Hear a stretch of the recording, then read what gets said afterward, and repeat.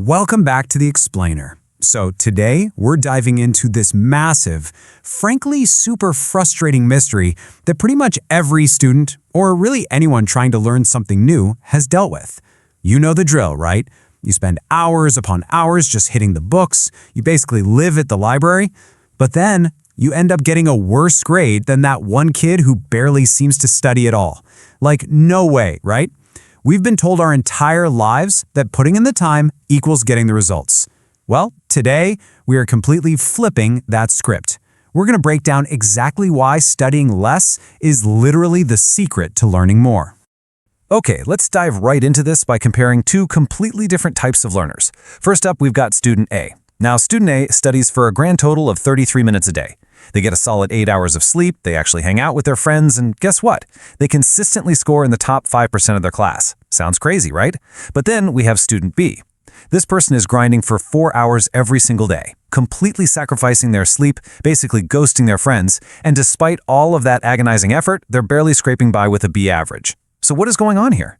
Well, the data shows that the difference has absolutely nothing to do with raw intelligence. It's not about natural dedication, and it is definitely not just dumb luck. The actual secret to student A's success? It's pure strategy. It really isn't about how long you study, it's about exactly how you study. But hey, before we go a single step further, I want you to do me a quick favor. I need you to be totally brutally honest with yourself for a second and rate your current study habits on a scale from 1 to 10. 1 being, an absolute total disaster and 10 being absolute perfection. Seriously, take a second. Go ahead and lock that number into your head right now. Got it? Awesome. Because by the end of this explainer, we are going to see if your method actually truly deserves that score. To really grasp why this strategy piece matters so much, let's look at a pretty painful, totally real-life story from our source material. So picture this. It's junior year. The dorm room is completely trashed with empty coffee cups, notebooks are scattered everywhere, the whole shebang.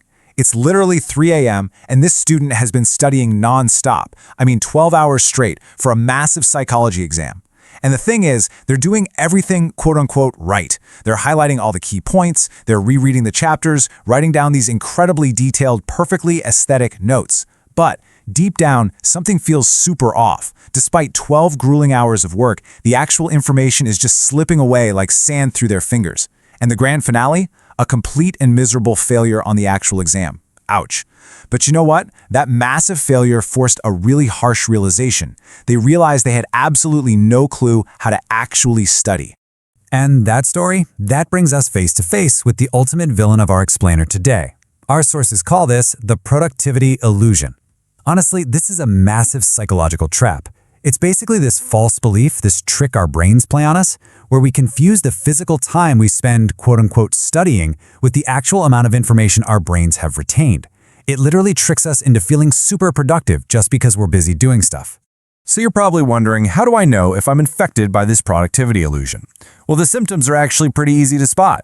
It usually happens when you catch yourself spending way more time agonizing over picking the absolute perfect aesthetic pastel highlighter color than you do actually trying to understand the core concepts. Or maybe it's drenching your textbook in so much ink that it starts looking like a piece of modern abstract art. It's writing pages upon pages of beautiful, meticulous notes that you never, ever look at again. Kind of like those Instagram reels you save and instantly forget about, right? Or, and this one is my personal favorite, it's spending hours curating the absolute ultimate lo-fi study playlist, only to realize you spent way more mental energy on your Spotify queue than on your actual textbook. We get so hyper-focused on the aesthetics of studying that we completely dodge the ugly, difficult process of actually learning. Now, what's really fascinating about this is how society, and especially our own educational systems, accidentally shove us right into this trap. Our sources refer to this as the consumption trap. It's this deeply ingrained, totally widespread belief that if you just consume more, read more pages, watch more lecture videos, cram in more hours, you'll just automatically learn more. And honestly, teachers reinforce this all the time without even realizing it.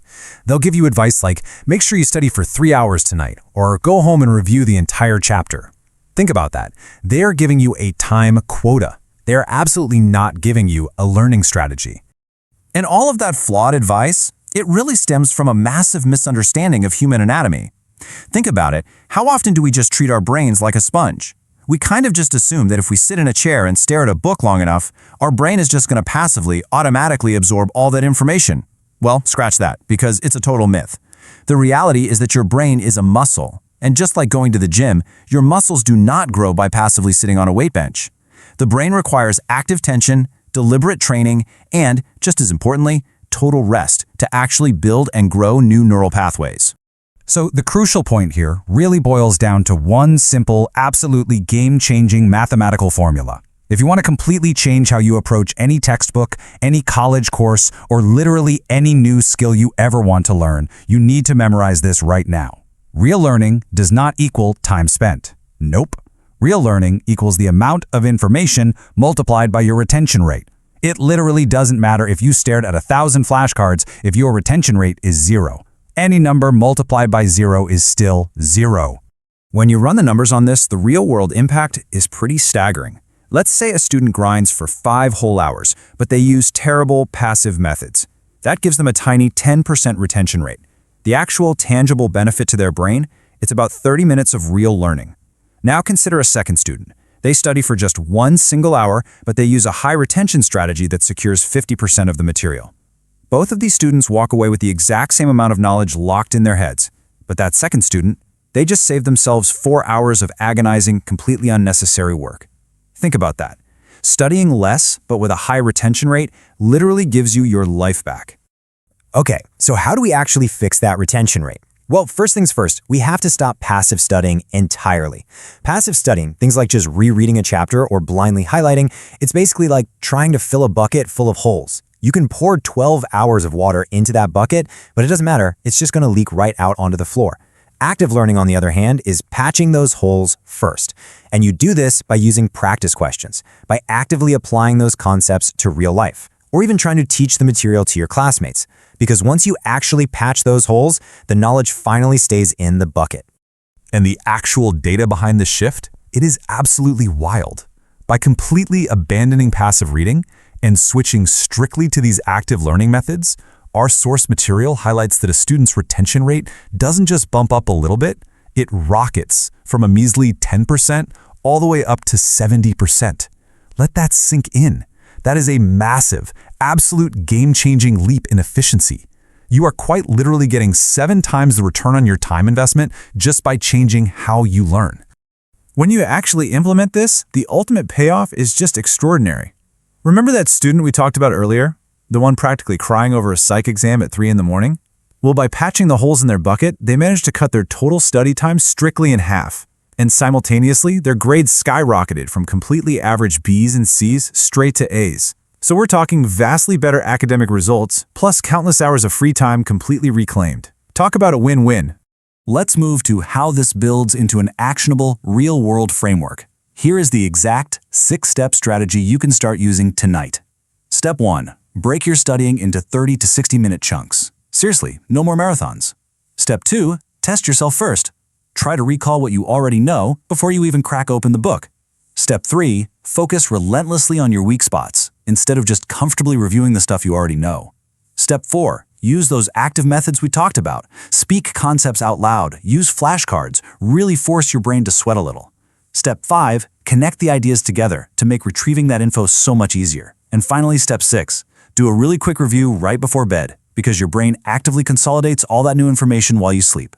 So taking all of this in, the leaky buckets, the productivity illusion, the massive difference between passive consumption and active retention, I want you to think back to that number you locked into your head at the very beginning.